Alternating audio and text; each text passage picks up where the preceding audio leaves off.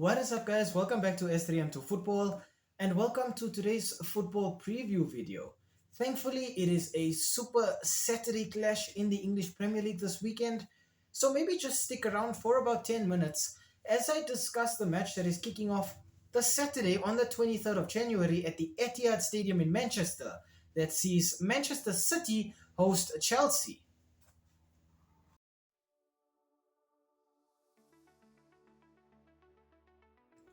We kick things off here with the home side being Manchester City. The last 5 fixtures for the Citizens have ended in 3 wins, 1 draw and 1 loss. Disappointingly, Manchester City's last match was a 4-2 loss at Paris Saint-Germain in the Champions League earlier this week.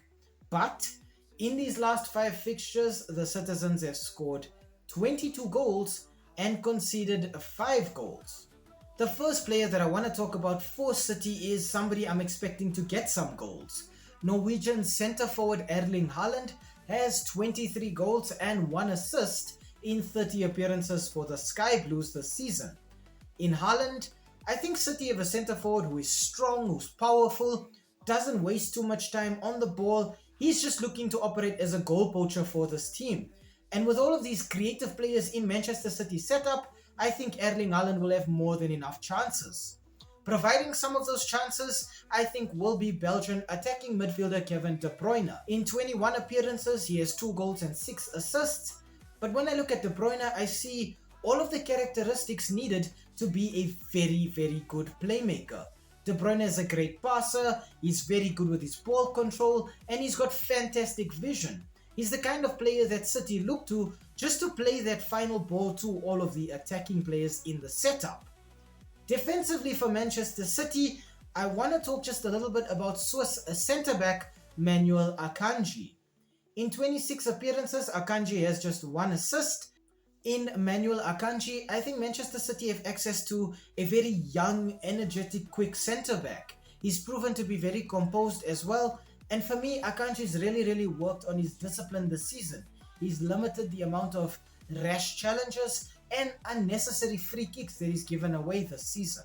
Tactically, Manchester City coach Pep Guardiola has issues. Lots and lots of defensive issues. This team is now going into this fixture with Nathan Ake and Ruben Dias as doubts. And of course, Manchester City are still missing Rodri in the heart of their midfield as well.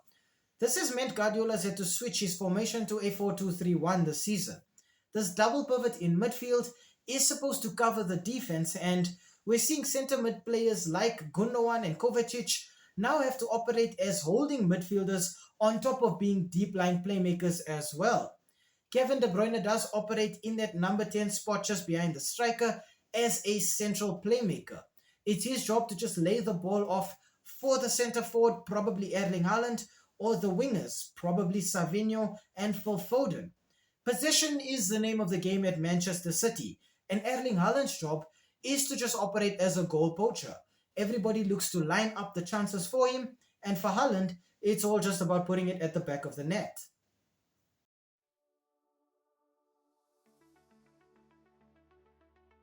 For the away team, Chelsea, the last 5 fixtures have ended in 2 wins, 2 draws and 1 loss.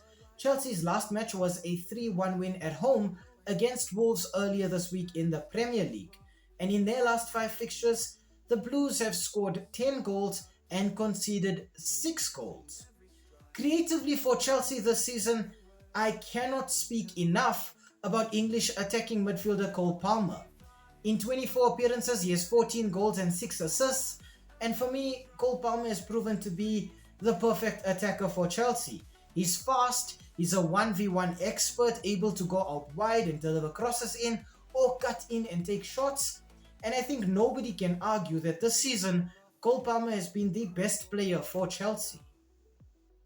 Getting on the end of some of the chances created by the rest of the team, I think we can talk a bit about Senegalese centre-forward Nicolas Jackson.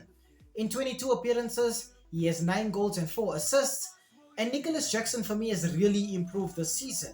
He's a very direct centre-forward, he's always looking to just get the goals, so he operates as a bit of a goal poacher in this team. He's an established finisher, and you won't see Nicolas Jackson doing too much work in the build-up. But whenever Chelsea are looking for a player to get on the end of the ball in the box, Nicholas Jackson will find the time and the space. Defensively for Chelsea, I'm very excited to see English right back Reece James. He's missed large periods of the season, so he's been limited to just 7 appearances for Chelsea. But he's already gotten 1 goal and 1 assist. And I think in Reece James, Chelsea now have their leader back. He's the player that everybody respects on the pitch. He is the captain of this team. He gives them a bit of an attacking option from that right back role when he moves up front, but he also provides a lot of solidity to this team. I think it goes without saying that this season, Enzo Maresca has pulled off some miracles at Chelsea Football Club. He is still without some important players. At left wing, Mikhailo Mudryk is missing due to him being a bit of a naughty boy off the pitch. And then Enzo Fernandez is missing at centre mid. The biggest absences though I think will be at centre back, where Chelsea are missing the duo of Wesley Fofana and Badiashile. Nevertheless, Enzo Maresca has tweaked his formation and his setup to play this team in a 4-2-3-1 formation. Moises Caicedo operates as anchor for Chelsea in midfield, and while the rest of the team, including the fullbacks, push up, Moises Caicedo stays back, just looking to win the ball back if they lose it, and just looking to give the centre-backs a bit of certainty and security ahead of them. In terms of the fullbacks, left-back Marc Cucurella and right-back Reece James have license to roam out wide and give this team a bit of a passing option on the flanks. And it really doesn't matter if he's deployed behind the striker in that number 10 position or if he's playing out wide on the right wing. Cole Palmer is that player that everybody at Chelsea knows can make a moment of magic in a split second if he's in the mood.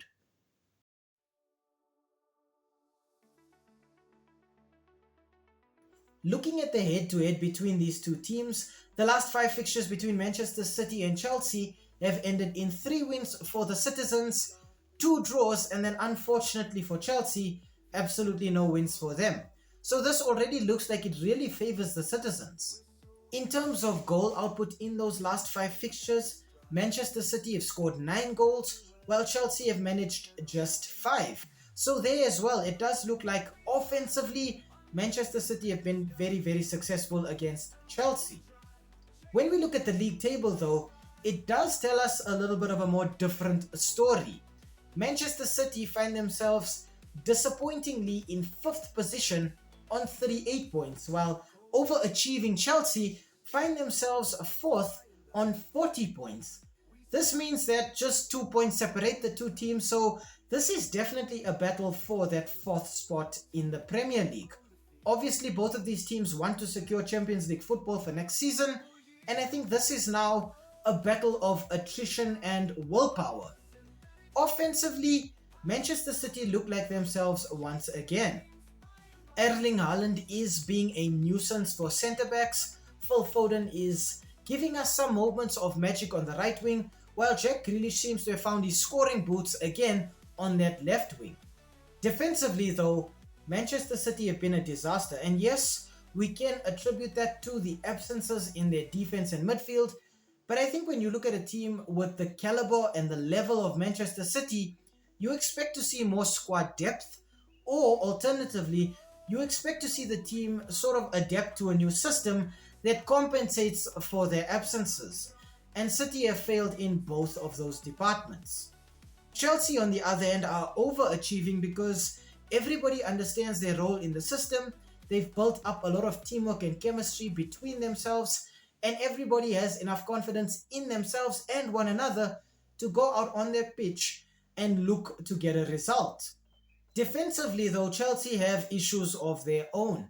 At centre-back, it's been kind of a rotating door for both of these teams, but I think with Chelsea, their goalkeeper and their midfield have really compensated for the lack of solidity at centre-back, whereas with Manchester City, because the team is so obsessed with attacking as a unit, they're getting caught on the break time and time again. I think we have to also consider the matches that come after this when we look at this. Manchester City losing against PSG now puts this team under a lot of pressure. They have to go out and beat Club Brugge, who they play on Tuesday, so while they will be focusing on Chelsea, they'll have one eye on that fixture as well. Unfortunately for City, Chelsea do have more days of rest coming into this one, having played on Monday, while the Citizens had to play on Wednesday. So there again, City are in a bit of trouble. After that fixture against Club Brugge, City have to deal with Arsenal. So it just gets worse from here on out for Pep Guardiola's team. I don't see City locking Chelsea out of this game. I do see the Blues getting a goal, but I don't think it's enough for them to pick up all 3 points here.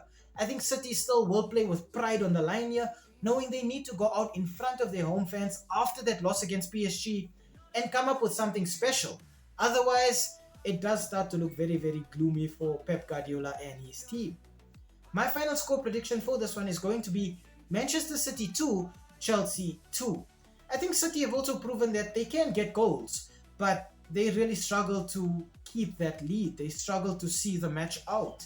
And against a team like Chelsea that has so much pace, so much creativity, and so much energy, I think City's mental fortitude is really going to come into question here.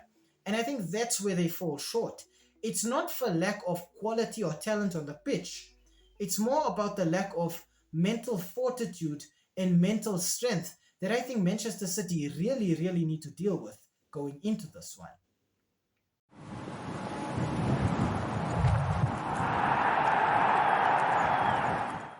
Hi, thank you for making it to the end of this video. We really appreciate the watch time and the fact that you took some time out of your day to spend it with us talking about the sport that we all love. If you enjoyed the content, why not, drop a like down below or comment in the comment section. Maybe even consider subscribing to the channel. And I mean, while you are here right now, have a look at some of our old videos too. They should be appearing on the screen right now, along with that subscribe button. So you know exactly what to do.